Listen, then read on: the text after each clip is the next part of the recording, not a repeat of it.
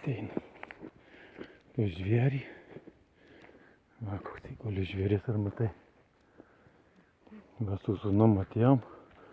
Duosim, jos negazdinsim, bet duosim. Pabandysim pašert, stirniukas jaunas. Nu, jiem. Va, badosi. Durnis. Nu. Šiuo metais bijo, kaip matom, gal labai sužeistas kažkur tai. Nu,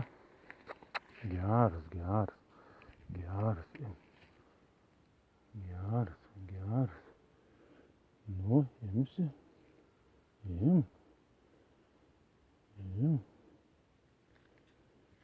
Nu, imsi.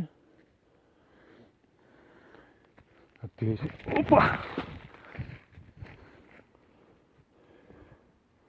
Sukaupęs visas jėgas. Jo, matau.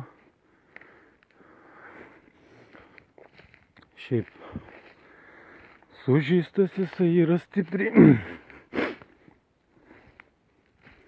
Šansų išgyventi žvėris neturi, kaip matom.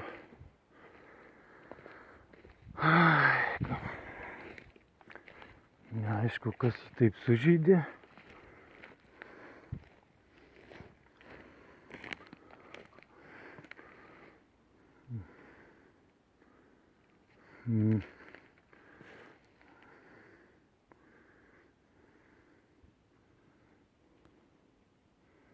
Stirninas sužeistas yra. Šiaip reiktų nušaut, bet nekyla rankos.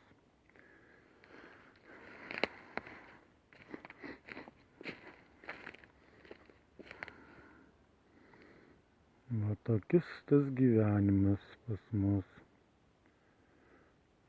Sūnus žiūro. Net nežinau, ką su juo daryt, šitų daiktų. Greičiausiai atakuotas.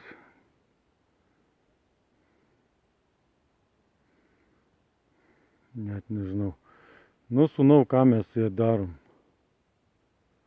Kviečiam gydytoją? Ką?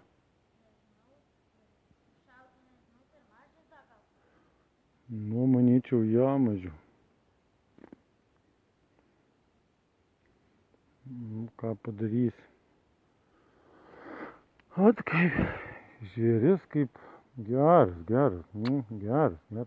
Kaip žvėris greitai atsirenka ir ateina į mišką ir ateina prie žmogaus. Iš karto matosi. Čia greičiausiai bus smūgiuotas mašinos.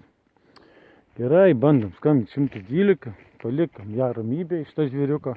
Gal ateis jisai pasims, šitas nuostabus žvėriukas. Pasims mažiau tą duonytę, tegu įsižiūro, gal dais, bet...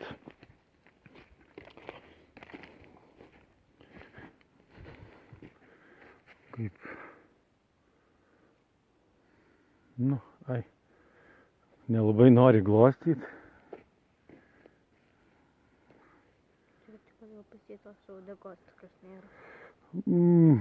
Vienas dalykas tai sužeistas, mažiau stipriai sužeistas,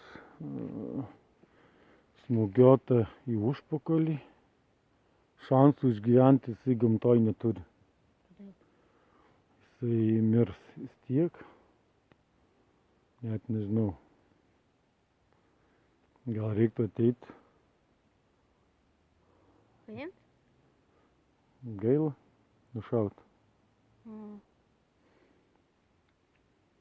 Tokia gamta mažiau. Visą laiką stipresnis suvalgo mažesnį. Nu ką padarys. Gerai, sveiks stirniuk. Einam toliau.